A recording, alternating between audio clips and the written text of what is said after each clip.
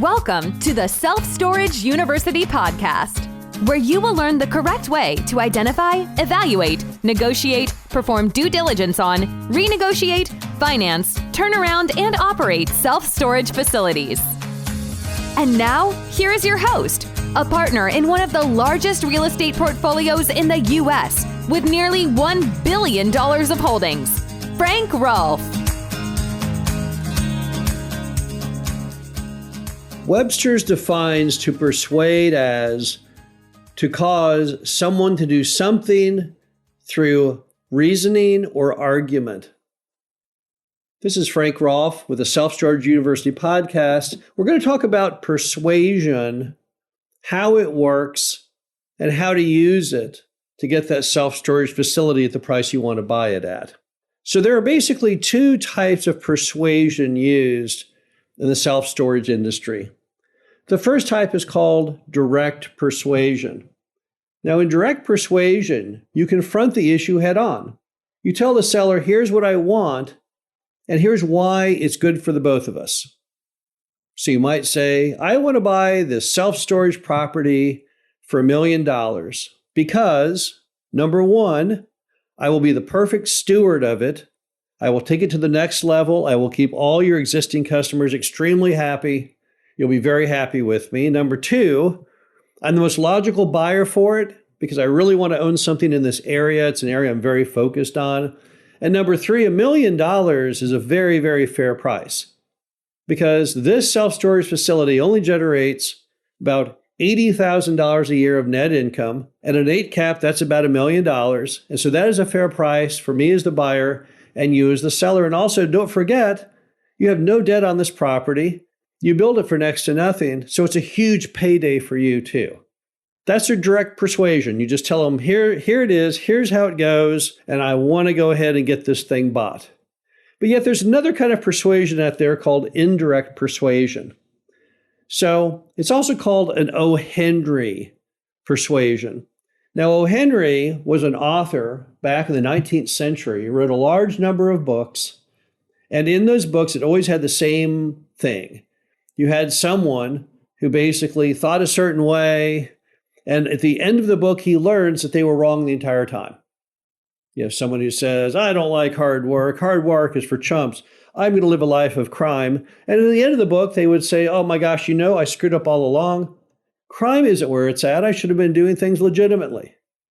So how do you have indirect persuasion with a self-storage facility? Well, what you do is you tell the seller, look, I'd like to pay more for your property, but just like you, I have to get a loan because all real estate is based on the concept of lending.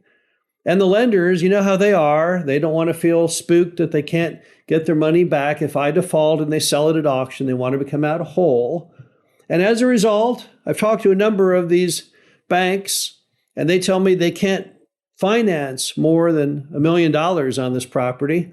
And on top of that, I've talked to some appraisers, and banks have done recent appraisals on a property just like this with the same amount of net income recently, again, only appraised out at about $1 million. So as a result, even though I'd like to pay more if I could, I can't. I can only pay you $1 million for it. So the indirect persuasion, as you can see, I'm using somebody else as the scapegoat. I'm trying to get some commonality with the seller and say, hey, I'm just like you. I want to get the most I humanly can for the property. But unfortunately, I'm not the decision maker. It's the bank. It's the appraiser. Now, when should you use direct persuasion versus indirect? Well, most people use direct persuasion because it seems easier, more logical to use. But indirect persuasion is much better when you face the hostile owner, the owner who does not agree with where you're going, the owner that wants way more money for their property than what you're offering. Because you're trying to establish common ground and you're trying to explain to them why this is all you can do. But you're trying to pass the blame onto someone else so they don't get mad at you. It's kind of like good cop, bad cop, right? You want to be the good cop, but you want to blame and get all the things you want to get by claiming that the bad cop is making you do it. So if you're looking at a self-storage facility and the amount that the person wants is far, far in excess of what you're wanting to pay, then you probably want to pop into the indirect persuasion mode, where you can bond with them and explain to them how you're kind of a victim of the system and that's all you can do. But if you think there's a chance they might go with the price you're going to propose, then direct persuasion may be the better course. Now, in both direct persuasion and indirect persuasion, of course, you also have to remember all the rules of negotiating, which is typically one party has to throw out an initial price. Then there is the what's called the flinch, where you pretend that, oh no, that's way more than I can pay. And then you have the rebuttal, the retort of the price that you want to do. And then you tend to try and settle somewhere in the middle. So it's not to say that direct and indirect persuasion eliminates the ability to barter, that it saves you from that step. No, it doesn't do that. But what it does do, it helps preface your offer or how it is presented. Because the whole key to the offer is it's of no value unless you can get a counter.